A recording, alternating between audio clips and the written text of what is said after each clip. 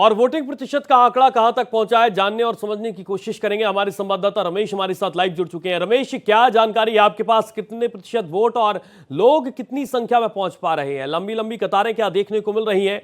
12 बजने से करीब 12:15 का समय हो चुका है। लंबी लंबी कतारें क्या कह रही हैं और कितने फीसदी तक वोट ये पहुंच सकता है शाम 6 बजे तक? देखिए, अभी मैं सोनीपत के गन्नौर में हूँ। यहाँ पे जो मतदान प्रतिशत है वो 18% है।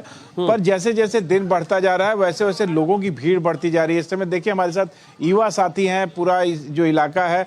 और यहाँ एक नई चीज़ है, यहाँ पे एक निर्दलीय प्रत्याशी है देवेंद्र कादियान, वो आगे चल रहे हैं और लगातार उनके समर्थकों का कहना है कि वो जीत भी रहे हैं। पर क्या होगा ये तो फैसला 8 तारीख को पता चलेगा। पर हम बात चलेंगे कि यहाँ पे किन मुद्दों पर यहाँ के लोगों ने मत किया है।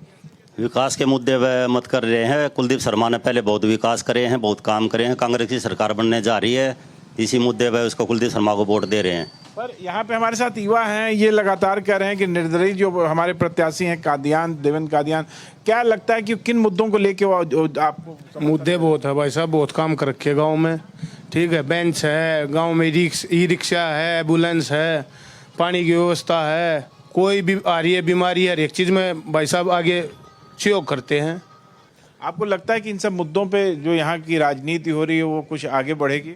नहीं, मुद्दों का कोई वो ये नहीं है। यहाँ पे कुलदीप शर्मा एक तरफा जीत कर रहे हैं। तो यहाँ जो लड़ाई है वो कांग्रेस और निर्दलीय में है, वहाँ यहाँ बीजेपी कुछ करते नहीं दिखा रही है। नहीं, बीजेपी का कुछ नहीं है, सिर्फ कुलदीप शर्मा है। तो यहाँ पे आप क्या कहेंगे? जो आपने मतदान किया, दिखाइए उंगली। देखिए यहाँ पे जितने भी युवा हैं वो मतदान करें। बेरोजगारी कितना बड़ा मुद्दा था इस बार चुनाव में? बेरोजगारी बहुत है जी हरियाणा में।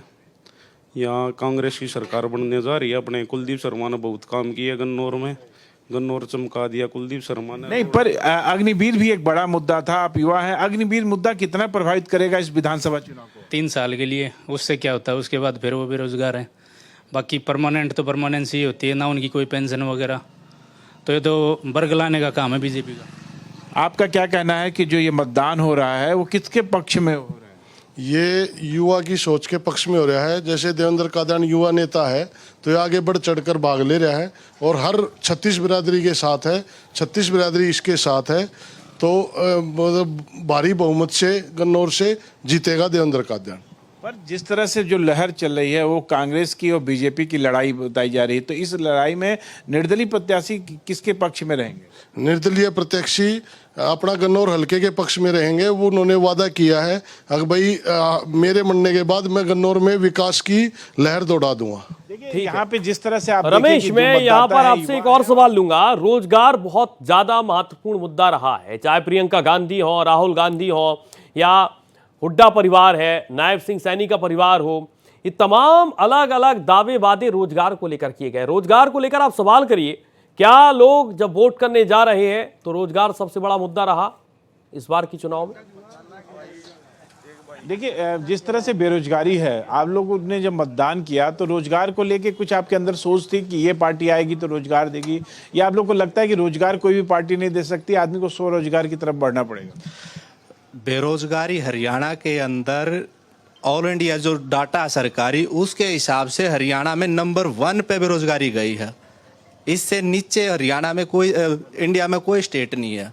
और बेरोजगारी इतनी ज़्यादा है, बेरोजगारी का ये है, रोजगार पैदा करना वो सरकार का कार्य होता है। वो उसको जॉब दो, सरकारी जॉब दो, या कोई स्वरोजगार की तरफ लेके जाए, या इंफ्रास्ट्रक्चर करे वो प्राइवेट जॉब की तरफ जाए। जब तक शिक्षा और रोजगार नहीं होगा वो देश। और क्या लगता है कि हरियाणा में शिक्षा की कमी है, इस नाते रोजगार नहीं आ पा रहा है? कोई काम ना करेगा तो रोजगार कहाँ था होगा? रोजगार तो बहुत है, करने वाले की कमी है। घर पे बैठे कौन रोजगार देता है? प्राइवेट रोजगार बहुत है। जिस तरह से युवाओं का कहना है कि स्वरोजगार की संभावनाएं बहुत ज़्यादा हैं और उसके लिए सरकार काम कर रही है। अगर आप रोजगार करना चाहते हैं तो यहाँ रोजगार की कमी नहीं है। पर बड़ा मुद्दा जो है पूरे, आप देखिए हरियाणा विधानसभा चुनाव में, उसमें रोजगार रहा और साथ ही साथ जो अग्निवीर थे उनकी बातें भी हुई। आप कुछ कहेंगे रोजगार के मुद्दे पर? आप कुछ कहना चाहेंगे? जी, हमारे यहाँ तो किसानों को पीटा गया, जवानों को पीटा गया, सरपंचों को पीटा गया। तो हमारा था यही मानना कि बीजेपी जा रही है और कांग्रेस आ रही है, और कांग्रेस की जरूरत भी हरियाणा प्रदेश को काफ़ी पीछे चले गया 10 साल में हमारा प्रदेश। तो हम कोई अपनी आवाज़ नहीं उठा सकता। अगर कोई अपनी आवाज़ उठाता, किसान जवान कोई भी, अगर आप मीडिया का कर्मी भी कोई अपनी आवाज़ उठाओगा तो वो इस देश का विरोधी है। इस सरकार की सोच ऐसी हो गई है। एक सोनम वांगचुक लद्दाख से आ रहा था, अभी 150 आदमी थे, शांतिपूर्ण वो अपने रास्ते से आ रहा था, दिल्ली की तरफ उसको धरना देकर बैठना था, लेकिन ये उसको तमाम युवा जैसे है ही और उसने हरियाणा में प्रवेश करा, अलग अलग तरीके से अपना पक्ष रख रहे हैं। तमाम वादे दावों के बीच इनकी अपनी अलग सोच है और इसी सोच के कारण इन लोगों ने वोट किया। बहुत शुक्रिया आपका करेंगे रमेश तमाम जानकारी के लिए।